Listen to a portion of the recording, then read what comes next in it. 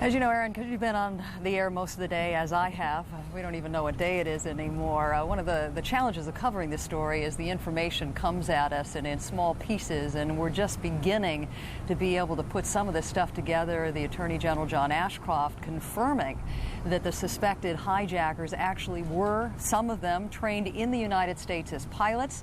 He also confirmed that the planes, individual planes that were hijacked by as many as 3 to 6 individuals on each plane, some of them using knives and box cutters, and as Kelly Arena just reported, in the case of this flight going from Newark to San Francisco, bomb threats. Federal agents have taken some folks into custody in Boston, Providence, Rhode Island, Vero Beach, and Venice, Florida. And right now, we're going to go to a report by Mike Betcher that helps us all better understand how broad this investigation is underway tonight. From Maine to Florida, the investigation moved quickly along the eastern seaboard. We have, in the last 24 hours, taken the manifests and used those as an evidentiary base, and have talked to many of the families of the victims, and have successfully, I believe, identified many of the hijackers on each of the 4 flights that went down. Federal investigators now believe they know the identity of 4 men capable of piloting the 2 planes that left Boston and crashed into the World Trade Center. The key, rental cars parked by the suspected terrorist at Portland International Airport and Boston's Logan Airport, each yielding clues that ultimately led investigators to flight schools in Florida.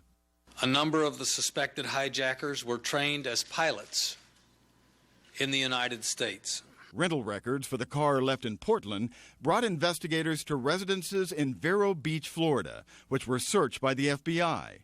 Inside one house, pictures of Adnan Bukhari and a pilot certificate from a Florida flight school in his name. Also found inside the residence, another pilot certificate for Amir Abbas Bukhari. Another certificate indicates that at least one of the Bukharis participated in a program to help train Saudi Airlines employees. Federal investigators believe the 2 men are brothers and prime suspects. FBI agents also visited other Florida locations after gathering clues from the second rental car parked at Boston's Logan Airport that led to the identity of 2 more men, also pilots, Mohammed Atta and Marwan Youssef Al-Shehi, who received at least some flight training at Huffman Aviation in Venice, Florida. Charles Voss is a bookkeeper at Huffman Aviation who briefly allowed the 2 men to stay at his house. They were, like I said, students, and they arrived over there a year ago. It was in last July. And when they first arrived, they had no place to stay. They just popped in pretty much, as I recall, unannounced. And so we provided them, for the benefit of the flight school, provided them a place to stay for a few days. At least one person believed to be an acquaintance of the Bukharis has been taken into custody for questioning. There have been occasions where we have interviewed individuals and come to find that the individual is out of status and that individual has been detained on an immigration hold. But there have been no arrests relating to these hijackings at this point. Having found the 4 men, federal investigators believe piloted the 2 hijacked jets into the World Trade Center towers, they are now scouring Florida flight schools, searching for the pilots of the other 2 jetliners, one that crashed in Pennsylvania, the other that rammed the Pentagon. Now, about the nationality of those 4 suspects, the Bukhari brothers are Saudis, according to sources, and the other 2 suspects are holders of United Arab Emirate passports.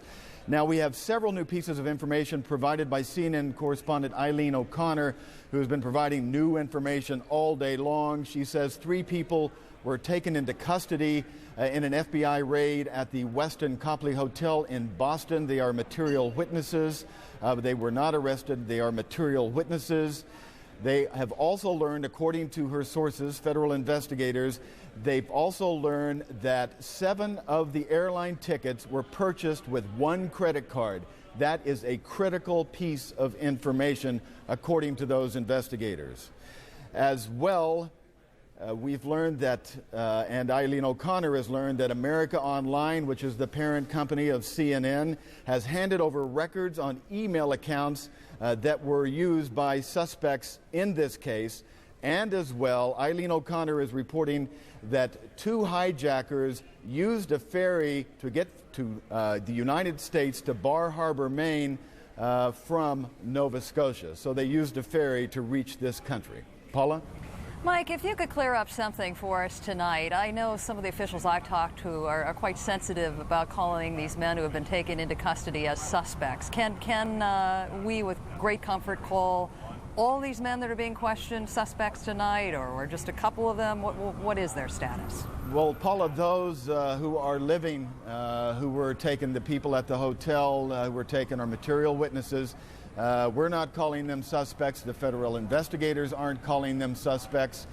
But the 4 people who the federal investigators say are suspects, the Bukhari brothers and the other 2 people down in Florida, they believe those 4 people are dead, Paula, and they were on the airplane and are very likely the 4 people who would have flown the aircraft, the 2 airplanes, into the 2 World Trade Center towers.